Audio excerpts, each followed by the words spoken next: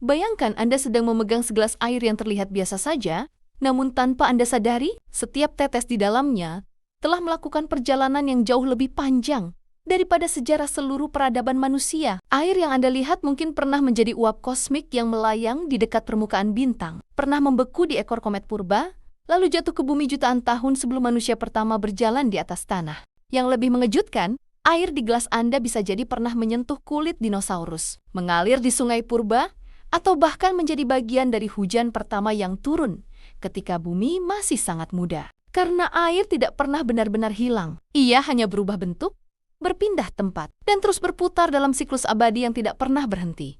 Seolah ia memiliki cerita yang tidak bisa dihapus oleh waktu. Air juga merupakan pemahat alam paling sabar yang pernah ada. Tanpa mengeluarkan suara keras, ia perlahan mengikis batu, membelah gunung, membentuk lembah, dan mengubah wajah bumi selama jutaan tahun. Tidak ada kekuatan lain yang bisa menandingi kesabaran air. Ia tidak terburu-buru, tidak pernah berhenti, dan dengan ketekunan yang hampir seperti makhluk hidup, ia mampu menundukkan hal yang tampak paling kokoh sekalipun. Namun salah satu hal paling misterius tentang air adalah sifatnya yang berubah-ubah. Air dapat membentuk pola, merespons lingkungan, dan menunjukkan perilaku yang membuat ilmuwan bertanya apakah ia memiliki ingatan tersendiri. Beberapa penelitian menunjukkan bahwa struktur air dapat berubah berdasarkan suara, getaran, suhu, atau kontak dengan bahan tertentu, seakan air mencatat setiap pengalaman yang ia lewati. Dan semakin dalam Anda menelusuri rahasia air, semakin aneh hal-hal yang Anda temukan, terutama ketika Anda turun ke titik terdalam samudra yang gelap dan sunyi, di mana tekanan begitu ekstrem hingga hampir tidak masuk akal. Di kedalaman itu,